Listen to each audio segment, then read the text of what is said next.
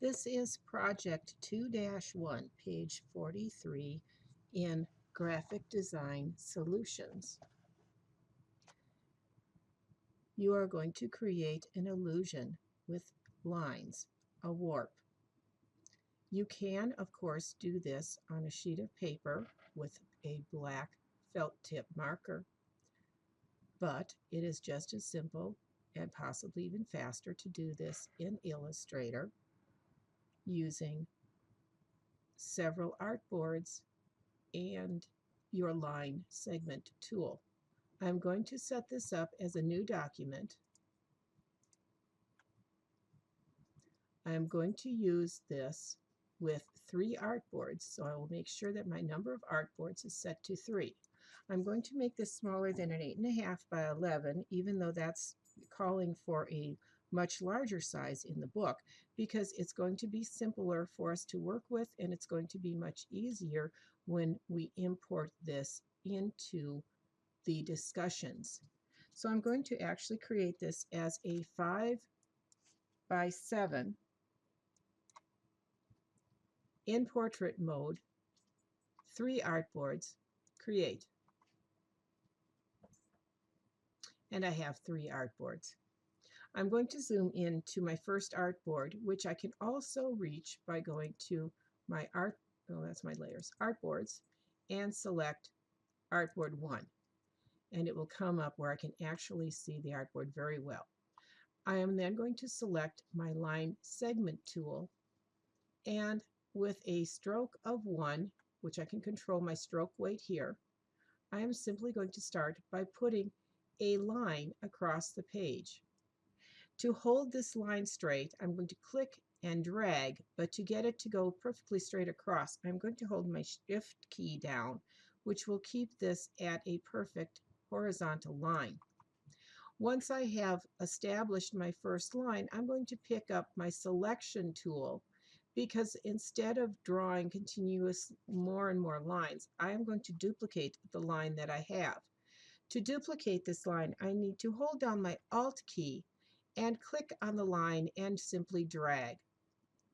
If I hold my Shift key down while I'm dragging, I will be able to hold it in a perfectly straight line going up, so I can repeat this. I can use my smart guides that will come up, and I will be able to tell by the smart guides, and you saw those come up on the side, whether I am going to keep the same distances. I will be able to look at that on there. I can, however, just keep dragging these lines and create different widths depending on what I feel like doing. And as long as I'm holding down my Alt key, as long as I select the line, I will be creating a duplicate of it. So I can just create multiple duplicates and place them as I would like to try to create a feeling of motion across the page.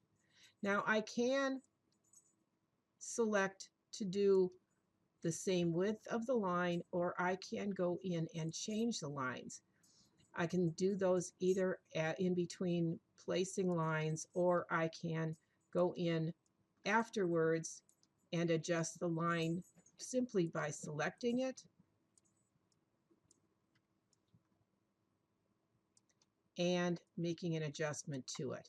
So if I have this pattern going and I would like to start increasing the size, I can do that by going up to my strokes and increasing.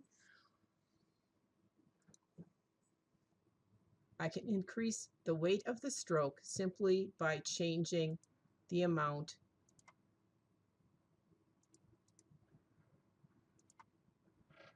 and I can use the drop down, or I can even type the amount in. So I can go in and create variations on the width of the line.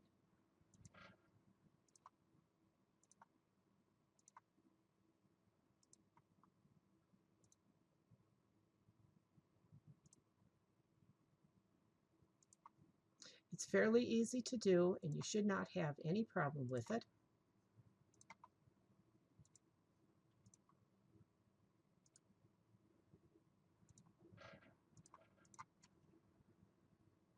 you will create 3 artboards the same way. If you're not comfortable with Illustrator and you're more familiar with working in Photoshop, you can do the same thing in Photoshop.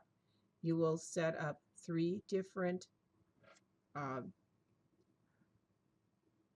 You will set up 3 different images in Photoshop. You will make 3 different designs. You will turn those 3 designs into me as JPEGs, and you will select one that you will post to your discussions, and I will show you how to do that. Do not duplicate my design. Make your own design, but come up with something using lines to create the feeling of motion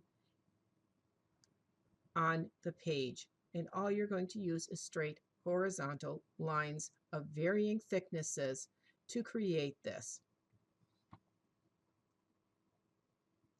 In order to save this for turning in, you will go to File and select Save. Make sure you save this somewhere where you're going to be able to find this. I would set up a section in Documents, perhaps a new folder for this class so that you can find everything. So let me create a new folder for me.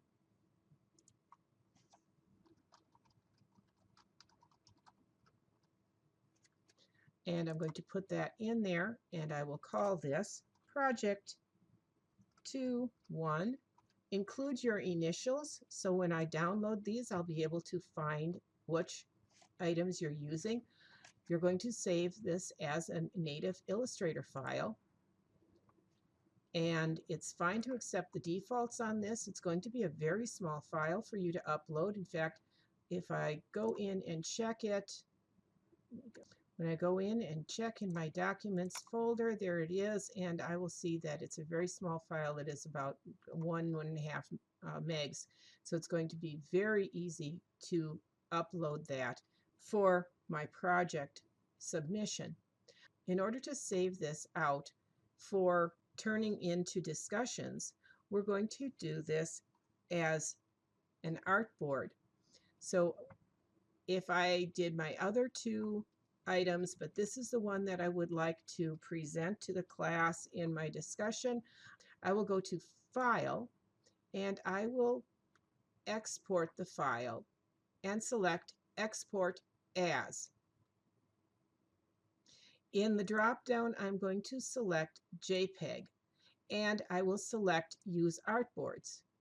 In the dialog box below that, I will select Range and put in the number of the artboard that I wish to use. In my case, I'm using artboard 1. And I will select Export. It's going to name the file the same as what I have with an extension of 1 after it. I'm going to choose a color model of RGB, and I will take a low file size and a screen size of 72 ppi and select OK. Now when I go into my files and I check to see what size my JPEG file is, I will see that it's approximately 33K, which is going to upload very quickly, but still be able to be seen by everybody. And you will note that I have the same name. It's going to come up in mine as Photoshop. I don't know what anything else is going to come up for you, but that's the default that I have for a JPEG in my computer. So I have this JPEG that has the same name, but it has the extension on the end of 01, indicating that I chose to use Artboard 1. If I had chosen another artboard, if I had done an Artboard 2, and this is how you maneuver around the artboards. If I had artboard 3, I would have an 03. Artboard 2, it would have had an extension of 02. So that's how your files are going to be found. What I want to show you next is how to go ahead with uploading these if you have never uploaded a file to go into a discussion. So what we would like to do, I'm going to go into a discussion right now. Let me get in there and I'll bring that up. Be patient with me. My computer is just as slow as at accessing the internet as everybody else's. And I will go into my discussion, which is going to be discussion, I believe that's discussion, it's going to be discussion 4, which is actually isn't available yet, but we're going to open that up and I'm just going to show you how to do that. So if I go in here and I say that I want to do a reply to this, I will want to embed an image. And for that, you can see you're going to have to go and upload this into your files. So if I go into there, you're going to see I don't have anything that I can upload. Yes, I do. I've already uploaded it into there. So what you're going to need to do with this is go into your files, and you're going to need to upload a file, as I've already done here.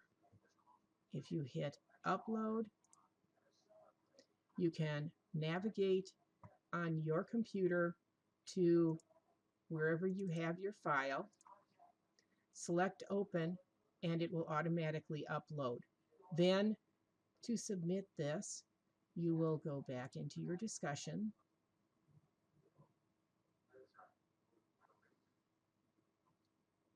do your reply, embed an image, go into Canvas, go into your files, find your picture, and you can update that, and your image will then be placed in here where you can post it. It will be able to be seen just as it was created, and that is what you will submit, and that is how you will submit it. And then you'll be able to look at everybody's images, and you'll be able to reply to those with your criticisms, and only constructive criticisms, please. Okay, if you have questions, shoot them to me either here in your message inbox, or shoot them to me in the discussions on questions about the class. Thank you.